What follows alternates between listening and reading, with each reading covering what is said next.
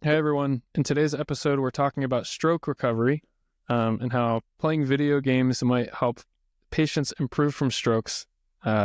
Cool technology from Technical University of Munich that combines robotic arms with electrodes and a digital twin. It's pretty awesome, so let's jump right into it.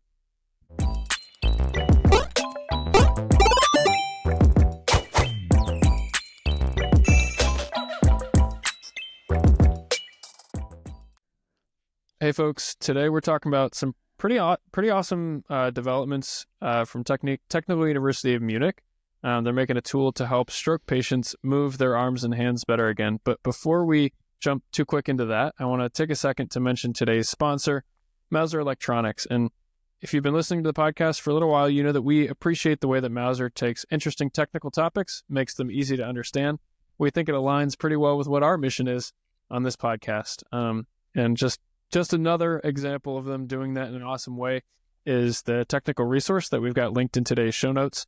It's about wearable robotics for Parkinson's mobility, talking about soft robotic suits that can help reduce the freezing of gait symptoms that happen for patients that have Parkinson's disease.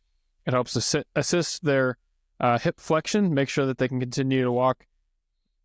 And pretty awesome. It's showed instantaneous walking improvements in several patients.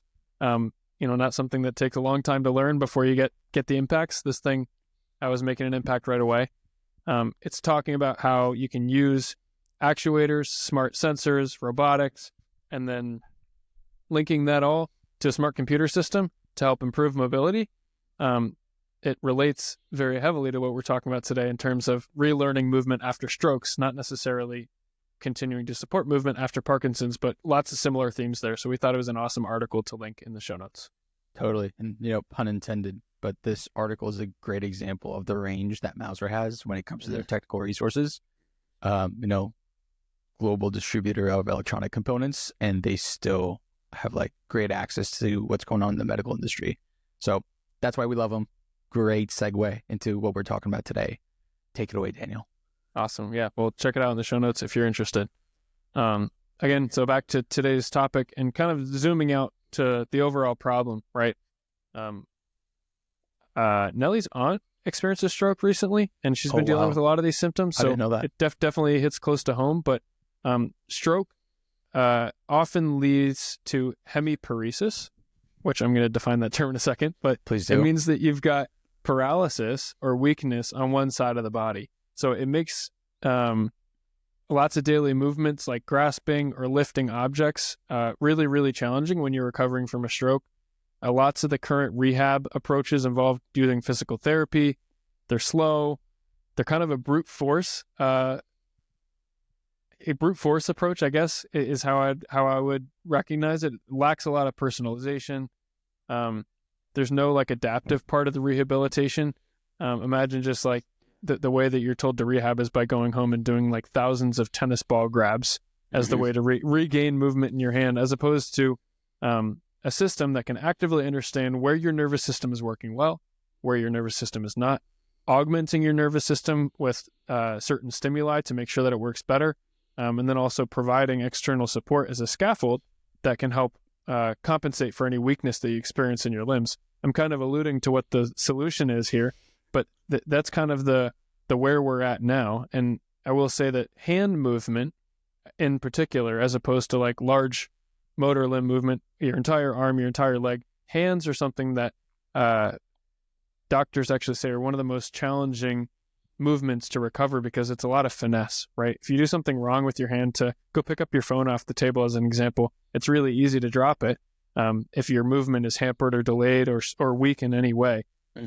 So they say the finesse movements, like getting fine motor control of your hand back, is actually one of the most challenging parts of stroke recovery for folks with hemiparesis. So that was the focus of this research, which is creating a modular rehab system that involves electrical stimulation to help stimulate muscle strands to get them moving, exoskeleton support to help support the limb in the weakness post-stroke, as well as a computer system that it connects to help train the motor skills, dynamically understanding what the user's ability is, and then gamifying it so that it's fun to learn and level up and get points as you're also improving your ability to move. Yeah. One thing that I think you left out is that most of these patients, that suffer from a stroke, not only were they given a one size fits all approach to their recovery, but because of the extent of damage that can be there to their the connection of their nervous system, their muscles, they usually need the assistance of someone else there with them to do these exercises. So it's not like an independent thing, and that person may feel like a burden on others, et cetera, or they might be confined to doing their physical rehabilitation in like a professional setting. What this unlocks, this thing that we're going to be talking about, is not only a solution that addresses all the concerns that you mentioned, but also a level of independence that I think is missing right now for these patients. No, absolutely. That's a great point. And I think back to Nellie's aunt, right? Nellie's cousin, Alexandria, was like wonderful and went and spent a bunch of time with her mother to take care of her and to help her rehabilitate.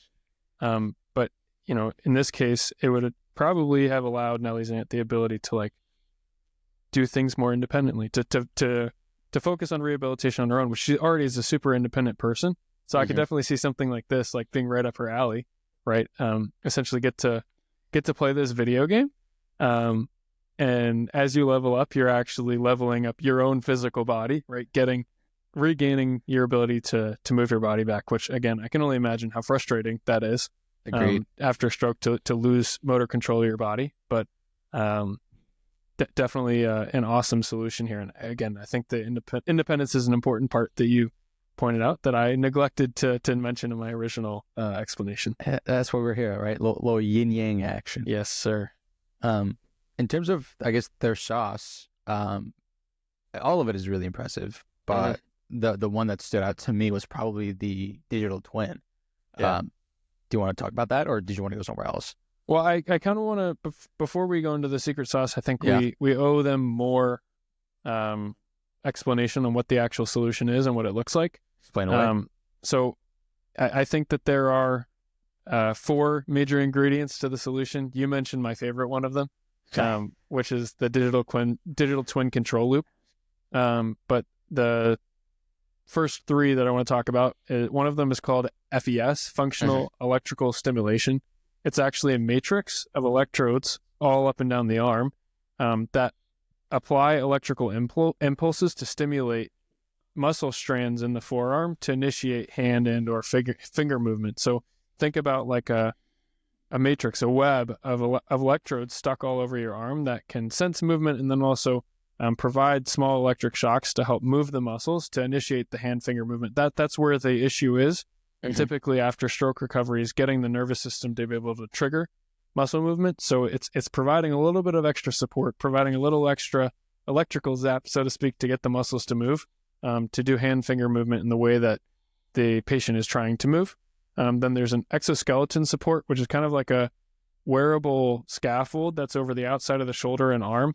And it kind of supports the entire arm and helps make it almost weightless, such that when the patient is trying to complete their full arm movement or their hand movements, they're not holding up the weight of their own arm. It can compensate for the fact that not your brain isn't necessarily doing a great job at recruiting all the muscles in your arm. It can actually feel quite heavy. Your arm feels quite weak to be able to do something like hold up this microphone that I'm holding up for an extended period of time. So it helps improve, let's say, the endurance with which someone can play this game and use this system to try and train by having full support over their shoulder down to their hand to make sure that their full arm isn't too weak to complete the activities.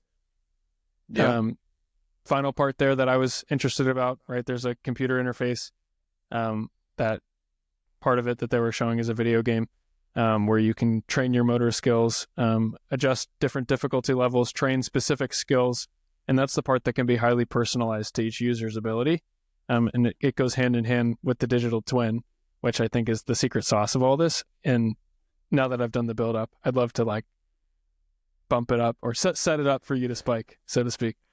Yeah, sure thing. So the digital twin, as the name implies, you're creating a digital representation of something in the physical world. That thing is the patient themselves, specifically how well their current nervous system to muscle controls work. So like you were saying earlier, right now you have a patient, the extent of the damage from the stroke is unknown, and they're given this one-size-fits-all treatment, which clearly just doesn't work. And what this digital twin allows them to do is to come up with a one-to-one representation of like the experience that the user is having, and therefore it adjusts the amount of support given by the structural scaffold of the exoskeleton, the impulses of the FES, and honestly, the difficulty of the game. So it becomes this control system in a closed feedback loop that as the patient, exercising gets better, it can then adjust itself to make sure that the patient is making continuous progress. And if the patient is struggling, it can bring down the difficulty and provide more assistance so that they can still make progress towards their recovery. To me, it kind of feels like, you go to the gym and the weight has, the whatever machine you're using has different weights that you can pick. Now, this control system is kind of like a personal trainer that's there and it already knows what's best for you on your way to become, super, super fit. In this case, being super, super fit just means getting the control of your muscles back. I'm with you, man. It's pretty awesome. And especially like being able to update itself in real time based off the muscle activity data, the required stimulation levels from the previous activity, how much mechanical support is required, right? It makes this entire solution highly personalized and then also highly geared to help this person improve by helping focus on areas where maybe they were deficient and required extra support during previous activities. And then also realizing the areas where they're already strong and trying to help them to self-drive their recovery without overcompensating, kind of like fusing what a doctor or physical therapist might look at as like the patient's previous performance alongside with their active performance actually during the current activity to kind of understand how much assistance is required. I'm sure that's also a part of like report card, so to speak, that could be transferred to your doctors and to your physical therapist so they understand how you're doing. Again, I don't think the hope for this is that it completely replaces intervention from your doctors or intervention from your physical therapist, but it actually supplements it and allows folks to be able to independently practice and recover on their own time so that the improvement timeline is a lot faster. And I know that with strokes in particular, there's almost like a use it or lose it-esque type of mentality, right? Yeah. Where the vast majority of the improvement happens in the first couple of weeks after the stroke event. So being able to supplement maybe, let's say, 2 or 3 times a week of physical therapy with additional 7 to 10 sessions per week using this type of system might help improve the amount of healing that you see in the first couple of weeks and improve the overall trajectory of the patient's quality of life as they're recovering from the stroke. Totally agree. Another thing I wanted to highlight, minor, but to me, I think is kind of big, is the gamification of the recovery process. I'm imagining that most folks who, suffer a stroke aren't so enthused about going to the physical therapist's office and, like you were saying, holding a tennis ball 100 times a day or something like that. But making a game, even if it's a small game and, having a win, a high score, things like that, I'm willing to bet it makes the patients feel a little bit more excited about doing these exercises. So I guess kind of a appreciation from me to the researchers of doing that. Absolutely. And especially where doctor actually mentioned it in the video that's attached to the show notes, is that it can be relatively discouraging to try and do this practice in the real world. But doing it in a video game with gamification, also with the support that you get from the electrode matrix, as well as the exoskeleton, makes it possible for patients to do things like playing the game. The game that they demonstrated in the video is like you catch a series of balls that are moving towards you on the screen and then sort them into the correct bucket based off their color. Right. That's something that a patient wouldn't actually be able to do if a physical therapist were to throw tennis balls at them, right, without this entire system. But they're able to like get this level of stimulation and get this level of practice without feeling majorly discouraged. And it actually gamifies it, so it encourages them to complete these activities. And in their current trial size of 24 patients, they were able to show that it was modular and portable enough for home use, was able to reduce strain on clinical resources, and then it was able to massively improve the neuroplastic recovery post-stroke with this highly personalized, high-frequency rehabilitation system They mentioned it's the scalable rehab model, which doesn't require one doctor to look at one patient for several hours, right? It allows several patients to be managed by one doctor and get not round the clock care, but you can basically practice this whenever you want to get help across several motor impairment conditions, not just strokes. Strokes is where they started, but they think that this could help with several different types of motor impairment conditions. It's awesome, man. And all that to say, if my mom is listening, video games are good for you. Yeah. So that's my main takeaway here. Video games are good. They help people recover. I want more video games in the healthcare industry.